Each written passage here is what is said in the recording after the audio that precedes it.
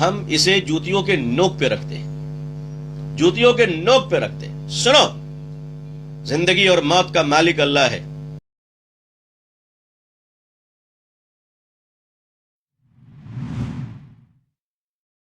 مسلمان کیا اپنی لڑائی کے ساتھ ہی ساتھ گاندھی جی پر جس طریقے سے حملہ ہوا اور مسلمانوں کو وہاں پہ ایک ٹارگٹ بنایا گیا ہے، آپ نے خود بھی سنا ہوگا کہ مسلمانوں کو ٹارگٹ بنایا گیا اور گاندھی جی پہ حملہ ہوا، تو کیا مسلمان اپنی لڑائی کے ساتھ ساتھ گاندھی کی بھی لڑائی لڑیں گے؟ دیکھیے، جب آدمی پاگل ہو جاتا ہے اور فرسٹریٹ ہو جاتا ہے تو وہ الٹی سیدھی طرف جو ہے پتھر پھینکنے لگتا ہے۔ یہ لوگ پریشان ہیں، یہ جو سوامی ہوتے ہیں، پنڈت ہوتے ہیں اور بڑے بڑے مہاپروش ہوتے ہیں، تو بھارت کے اندر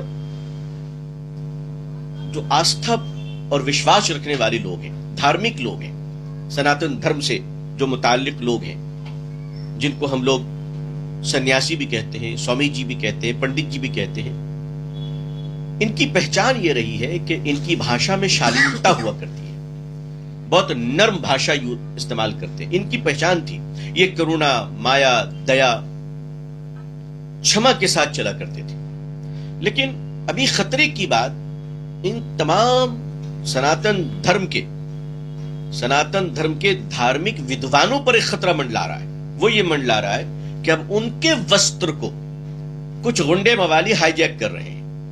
جیسے پہلے آتنکوادی لوگ ٹوپی پہن لیا کرتے تھے، حالانکہ ٹوپی سے کوئی مطلب نہیں، لیکن بتانے کے لیے کہ میں مسلمان ہوں، تو اب کچھ غنڈے موالی اور کچھ بالکل لچڑ قسم کے لوگ، چونی پہ بکنے والے، رات میں گانجا پی کر سو جانے والے، صبح اٹھ کر دوسروں کی چیر ہنن کرنے والے، اس طرح کے لوگ ہمارے سناتن دھرم کے مہاپروشوں کے وسطر کو ہائی جیک کر رہے ہیں، جیسے گروت لباس۔ لیکن ان کے بھاشاؤں کو دیکھ لیجئے تو ان کے وسطر کو دیکھ کر لگتا ہے کہ یہ سنیاسی ہیں، مگر چرتر کو دیکھ کر لگتا ہے کہ وہ سارے کے سارے ستیاناسی ہیں۔ تو یہ جو بڑا ڈیفرنٹ ہے کہ چرتر اور وسطر، یہ بڑا فرق آ گیا۔ تو سناتن دھرم کے سچے لوگوں کو اپنے وسطر کی رکشا کی ضرورت پڑ گئی ہے۔ رہی بات کہ انہوں نے کہا مسلمانوں کو کاٹ دو، مار دو، ہم اسے جوتیوں کے نوک پہ رکھتے ہیں، جوتیوں کے نوک پہ رکھتے ہیں۔ سنو، زندگی اور موت کا مالک اللہ ہے۔ جب تک اللہ نے ہمیں زندہ رکھنے کا فیصلہ کیا ہے تم کچھ نہیں کر سکتے، اور جس دن موت آئے گی اس دن تم ہمیں بچا نہیں سکتے۔ لیکن یہ باتیں کیوں کہی جا رہی ہیں؟ یہ باتیں اس لیے کہی جا رہی ہے کہ وہ لوگ فرسٹریٹ ہو گئے ہیں اور وہ لوگ پریشان ہو گئے ہیں۔ اب سوچیے آپ کہ پہلے جو ہے اسلام کو گالیاں دینے کے لیے امپورٹڈ مال منگوائے جاتے تھے، بنگلہ دیش سے تسلیمہ نسرین کو بلایا جاتا تھا، لیکن اب مجھے لگتا ہے کہ یہی شاید فیکٹری کھل گئی ہے اور تسلیمہ نسرین اور سلمان رشدی کے جوائنٹ اکاؤنٹ سے کچھ یہاں بھی پروڈکشن سٹارٹ ہو گئے۔ تو اب جو لوکل مال مارکیٹ میں آ رہے ہیں، اب ان لوگوں نے کہا کہ کاروبار اچھا، یہ دھندا ہم ہی شروع کر دیتے ہیں۔ گورنمنٹ کی ذمہ داری ہے کہ سنویدھان کے خلاف بولنے والا، مہاپروشوں کے خلاف بولنے والا، لا اینڈ آرڈر کو بریک کرنے والا، کسی سماج کو برا کہنے والا، ان کو لگام دے، ان کو روکے۔